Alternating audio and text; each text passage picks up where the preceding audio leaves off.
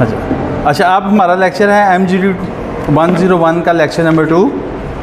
ठीक है, इसमें कुछ इसकी लेआउट इस तरह से है कि डिस्कस करेंगे कैश और क्रेडिट ट्रांजैक्शन को, डेटर और क्रेडिटर को, अकाउंटिंग क्वेश्चंस हैं और फिर उनकी कोई प्रैक्टिस के वाले से एक आधा क्वेश्चन देख लेंगे। ठीक है, सबसे पहले आपने वो लास्ट लेक्चर में देखा हुआ है कि कुछ इवेंट्स होते हैं मॉनिटरी इवेंट्स, कुछ नॉन मॉनिटरी इवेंट्स होते हैं। मॉनिटरी इवेंट्स वो होते हैं जिस पर कैश का अफेक्ट पड़ता है, हमारी फाइनेंशियल पोजीशन को वो चेंज करते हैं। हमने एक सैलरी पे की, हमने मार्केट से चीज़ें वो जो है अपने सप्लायर से चीज़ें परचेज़ की हैं, ठीक है, फिर अपने कस्टमर्स को सेल की हैं। ये मॉनिटरी इवेंट्स हैं। और नॉन मॉनिटरी इवेंट्स वो होते हैं जिस पर कैश का हमारी फाइनेंशियल पोजीशन पर इफेक्ट नहीं पड़ता। अगर हमने कोई मीटिंग बुलाई है अपने एम्प्लॉयज़ के साथ, ठीक है, कुछ डिस्कशंस करने के लिए, कुछ लंच रखे हैं, ठीक है, तो इसमें जो है लंच पर ऑल लोग एक्सपेंसेस वगैरह होंगे, वो मॉनिटरी इवेंट्स हैं। लेकिन अगर कोई गैदरिंग की है, कोई मीटिंग की है, कुछ डिस्कस किया है, तो ये नॉन मॉनिटरी इवेंट्स में आता है। जो मॉनिटरी इवेंट्स में हमने देखा था ट्रांजैक्शंस को, ट्रांजैक्शन जो है दो तरह की होती हैं। There are 2 types of transaction. Transaction की वैसे जो डेफिनेशंस है, एनी डीलिंग बिटवीन 2 और more than 2 persons is called transaction. कोई भी डीलिंग 2 या 2 से ज़्यादा लोगों के दरमियान जो होगी वो ट्रांजैक्शंस होगी। There are 2 types of transaction. Number 1 is cash transactions and other is credit transaction. When कोई भी डीलिंग अगर 2 या 2 से ज़्यादा लोगों के दरमियान dealing made and cash paid और receive at the spot is called cash transaction. आप डील करते हो, कोई चीज़ परचेज करते हो या सेल करते हो, उस पर कैश में उसको क्लियर कर देते हो, ठीक है, पे या रिसीव कर लेते हो, तो वो होगी कैश ट्रांजैक्शन। ठीक है, और क्रेडिट ट्रांजैक्शंस में आ जाएं तो क्रेडिट ट्रांजैक्शन होता है कि व्हेन डीलिंग बिटवीन 2 और more than 2 person on credit basis is called credit transaction. जब भी कोई चीज़ परचेज़ की, सेल की, कैश की पे या उसको रिसीव, फ्यूचर डेट को डिसाइड कर दी पे या रिसीव करने के लिए, तो उसको क्रेडिट ट्रांजैक्शन। वैसे नॉर्मली जो है ना, आपको मैं बताऊं, नॉर्मल रूटीन में हमारा क्रेडिट ट्रांजैक्शंस जो है ना वो ज़्यादा होती हैं। आप किसी को भी ले लें, नॉर्मल सप्लायर को कौन पेमेंट करता है? सप्लायर आते हैं, उनसे चीज़ें कहने हाँ जी माल उतार दें, वो माल उतार देते हैं, वो पिछले पैसे लेके चले जाते हैं, ठीक है, जो पिछली उसने सप्लाई उतारी होती है। तो यही होता है। अब मैं इसमें करियाने की एग्जांपल देता हूँ। सुबह अक्सर डबल रोटियों की दुकान पर आता है या अंडे आते हैं, हर गाड़ियाँ अक्सर सप्लायर की आई होती हैं, वहाँ पर वो अपनी अपनी चीज़ें, अपनी अपनी प्रोडक्ट को ड्रॉप करती हैं और वो पूछते हैं हाँ जी पैसे मिलेंगे, वो कहेंगे नहीं जी नेक्स्ट टाइम आप ले लेना, नेक्स्ट सप्लाई पर। तो इसी तरह से होता है।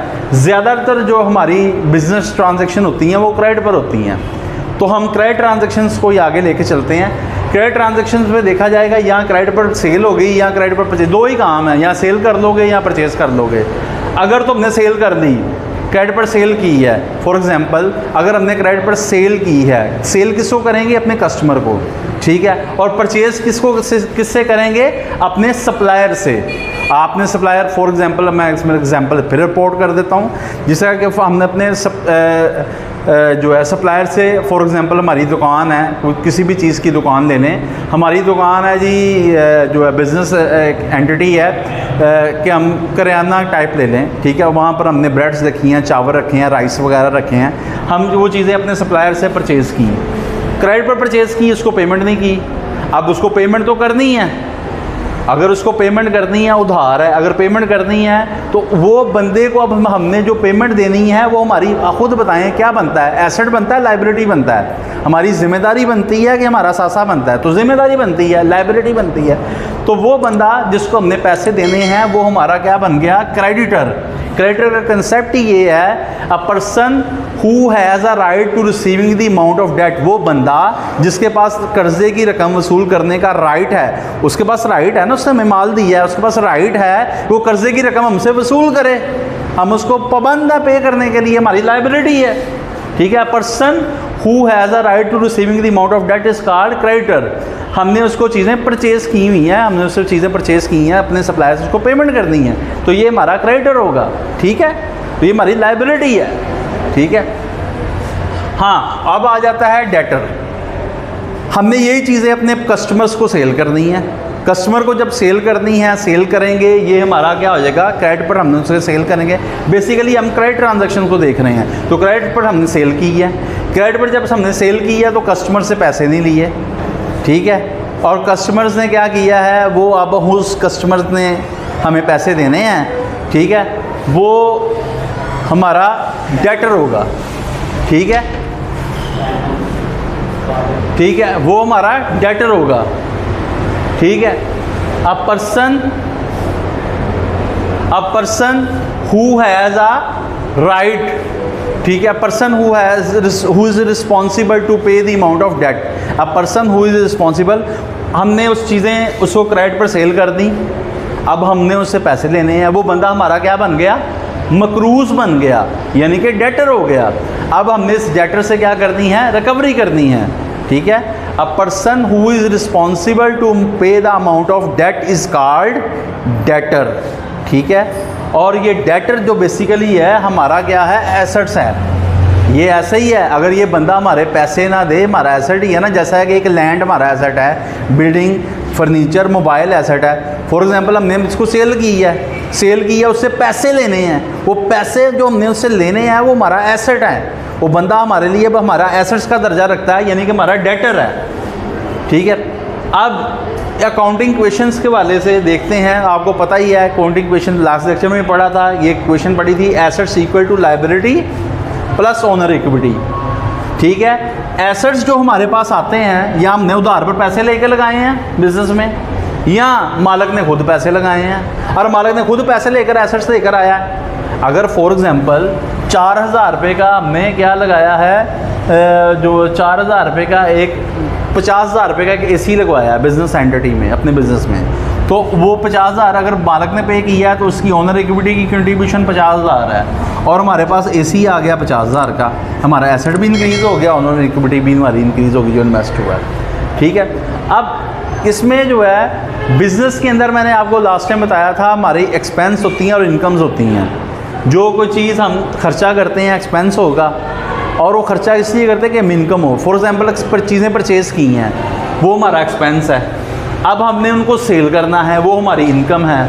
हमने ज़ाहिर है 50 रुपये की चीज़ ली है, ये एक्सपेंस है, हमने उसको 75 रुपये का बेचना है, ये हमारी इनकम है। इनकम में से एक्सपेंस लेस होगा तो फिर पता चलेगा 25 रुपये प्रॉफिट हो गया है। अगर आपकी जो इनकम आपको कम होती है, फॉर एग्जांपल ये 50 की चीज़ है, नहीं बिक रही और ये 40 की बेचनी पड़ गई आपको, तो ये 10 रुपये का क्या हो जाएगा, लॉस हो जाएगा आपकी। अगर आपकी इनकम आपके एक्सपेंस से ज़्यादा हो जाए तो प्रॉफिट, आपकी इनकम आपके एक्सपेंस से कम हो जाए तो वो लॉस, ठीक है। तो ये प्रॉफिट या लॉस जो है, इस ओनर इक्विटी कैसे बनती है इसको भी देख लेते हैं। ओनर इक्विटी हमेशा इक्वल होती है जो उसने बिजनेस में पैसा लगाया है प्लस जो प्रॉफिट आया है, अगर आ जाए, या लॉस आ गया तो वो माइनस हो जाएगा। अगर इसने बिजनेस में से कुछ पैसे अपने पर्सनल यूज़ के लिए विड्रॉ किए हैं, ड्राइंग्स, वो भी माइनस हो जाएगा। तो एंड पर ये ओनर इक्विटी आएगी, ओनर इक्विटी इधर फुल हो जाएगी। अब एसेट्स की डिवीजन होती जाएगी।